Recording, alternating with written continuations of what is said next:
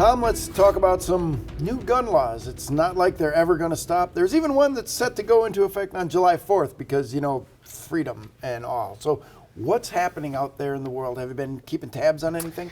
So starting with the July 4th one, we have in Louisiana a law that would effectively criminalize carrying firearms.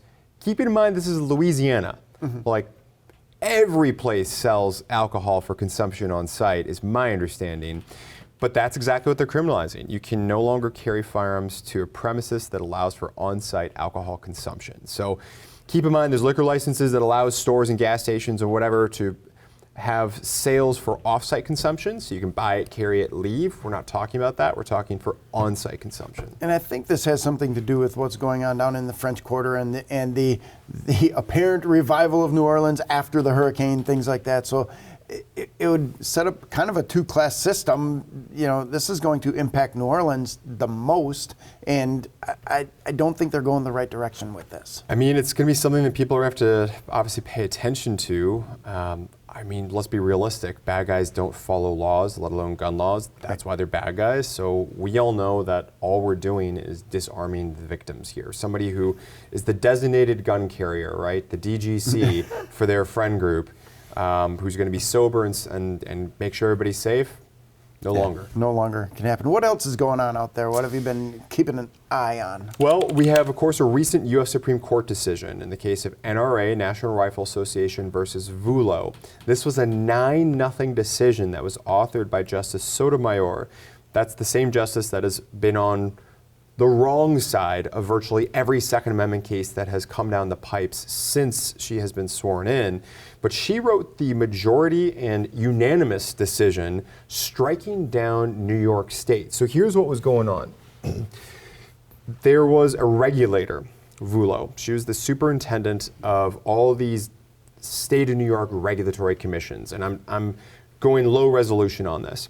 But the gist to it is this. The government, they regulate all these different groups, right? They regulate banks, they regulate insurance companies, they regulate all these different entities.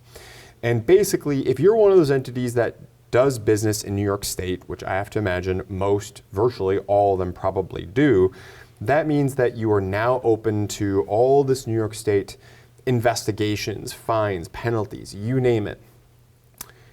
VULO decided, you know what, I don't like guns. I don't like the Second Amendment.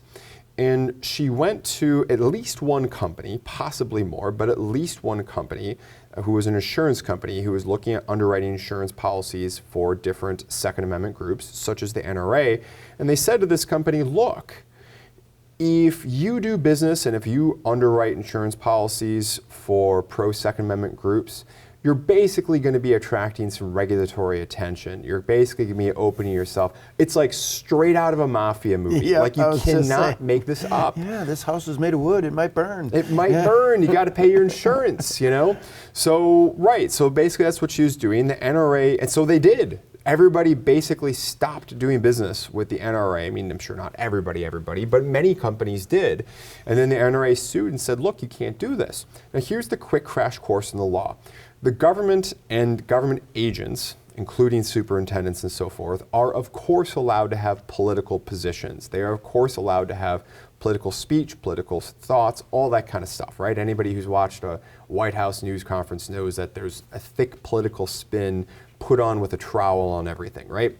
What you're not allowed to do, and what does cross the line, is that if you threaten or you do use the power of government to achieve the outcomes that you want to achieve by threatening repercussions and punishment if you don't get on board with their political view, that is crossing the line here. It turns into a free speech thing. It turns into all sorts of different things. So the government is allowed to have advocacy positions. They're allowed to put those advocacy positions into the free market of ideas, but they're not allowed to use their regulatory powers and their police powers to mafia arm twist the private sector into doing what they want done. And this obviously had to be a pretty clear-cut case to get a 9-0 unanimous decision in the Supreme Court, especially with the breakdown. Like you said, Sotomayor has been on. She typically just, NRA, rubber stamp, right, opposed. done, Yeah, right. Yeah, so. Yeah, no, I mean, my understanding is that the facts are not exactly in dispute about what the superintendent of New York went out and said to these companies. Like I said, there's one particular company where they said, you can do this policy for anybody and we're not going to care, but if you do this policy for firearm groups, like in essence, we're coming after you. Yeah, that's completely, man, just another reason to not like New York politics. And what's stunning is that it had to get to the U.S. Supreme Court because New York won in the Court of Appeals. So keep in mind that when you file complaints and you sue, you start off, there's 94 district circuit courts. That's the federal trial court level, right? And then from there, you go up to 13 circuit courts of appeals. So New York New York won, the NRA lost at this Court of Appeal level. They had to go to the U.S. Supreme Court to get what appears to me, and I'm sure to you as well, and a lot of the viewers, let us know in the comment field, this is a pretty bleeping obvious call here. Dude, what I would love to see happen is that the U.S. Supreme Court calls in these district court judges, these Court of Appeals judges, and like, hey, all right, we fixed this. Now, here's some remedial training for you to understand what the law is supposed to be. I mean, it's crazy. Well, so they sent it back down with the instructions of, look, like this is this call, ball strike. We're going strike on this one, right? Can't do that in New York. So the lawsuit goes on. We'll see whatever winds up with it. Anything else we should be paying attention to or watching going on out there? There's one more, which is part of the aftershock of course, the 2022 decision, New York State Rifle Pistol Association versus Brune. And I'm sure loyal viewers of this channel know that this is part of what I call the holy trinity of firearm cases. You got the 2008 DC versus Heller, the 2010 McDonald versus City of Chicago, and then you have the 2022 Brune decision. And the Brune decision did many things. I'm going to focus on one of the aspects, though, which is the fact that it said may issue is done. When you're talking about license to carry laws, concealed carry laws, and so forth, it completely moved the entire country into a shall issue paradigm. But it did a little bit more than that too, because it also said that the criteria must be objective. You can't have these wishy-washy, yeah, are you a good guy? You know, no. Objective criteria shall issue. Now there's some other huge things which if folks want to know about, we can go to in another video. But you have now enter Massachusetts, right? So Massachusetts had a law that basically looked at the suitability, their words, not my words, the suitability of applicants. So you had a bunch of objective criteria, such as are they lawfully allowed to possess firearms, that kind of stuff. Although the U.S. Supreme Court may be changing that up any day now with the Rahimi case, but for right now, so you got some objective criteria. But then you had this, well, anybody who's unsuitable, you can't issue it to them. So the people who are issuing LTCs, as they call them, their license to carry, that's generally speaking chiefs of police and folks like that. So you had this kind of catch-all, in essence, wishy-washy moral character test. And you had one particular individual who would go on to win in federal court just recently, Mr. Westbrook, who said, look, I realized that I was arrested for a crime that I was never convicted of about 15 or so years ago, and the chief of police said, yeah, that makes you unsuitable. Completely unfair. And so, that's not right. Like that's what it was. Now there's a little bit more nuance to it. Innocent until proven guilty, never proven guilty, therefore innocent. There's a little bit more nuance to it than that, but that's the low resolution take, is someone was never convicted of a crime that they were arrested and charged for, and as a result, the police said, nope, we're going to use this as part of this unsuitable test. And the judge in that case, interestingly enough, now the law remains intact, but he ruled in favor of the petitioner, that's the citizen seeking to get the license to carry, because they said, look, this seems to be pretty black and white that this violates the 2022 U.S. Supreme Court Brune decision for having objective criteria. Now separately, still in the same state, but now we're going from federal court, we're going down to state court and a different judge.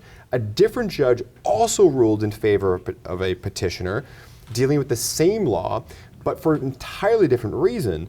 Here, that state judge basically said, look, and it's always fun when you see law, the same law be ruled unconstitutional by different courts for entirely different reasons, right? I sense a trend. Yeah, exactly. So here, the other judge in the state court said, look, the law basically compels judges to give a huge amount of deference to what these police chiefs are deciding. So the law does allow, hey, if a police chief says no, you're allowed to appeal that decision to a court. But the law also compels the courts to give an enormous amount of discretion and deference to what the police chiefs are doing. And in essence, the judge said no. This isn't the way that any of this is supposed to work. We don't have just a executive branch, which is of course effectively, what police fall under. This isn't just an executive branch police state. We're allowed to have a judiciary as well and a legislature if it, since we're on the topic. Yeah. Right? We'll keep going through them. But this isn't an executive branch police state. My words, not theirs. So the same law got ruled as being unconstitutional, but I want to emphasize that it remains in place until someone sues specifically to get it struck down. To get it struck down. Well, that's a nice overview. We're also going to be looking in the future, because we just heard about it today, just minutes before here, that the pistol brace discussion is returning. I believe it's the Fifth Circuit Court has now compiled all 5 of the largest pistol brace cases into one, and they're going to be reviewing that. So this could be huge, and that's happening late August 24th or something like that for oral arguments. So we'll have some time to research that and talk about it next time. But thanks again for your insight, Tom. Always great talking to you. Thanks, Kevin. Did you know we have a secret gun giveaway going on right now you can enter for free? But it ends really soon. Just click the link in the description below to reveal which brand new gun you could win.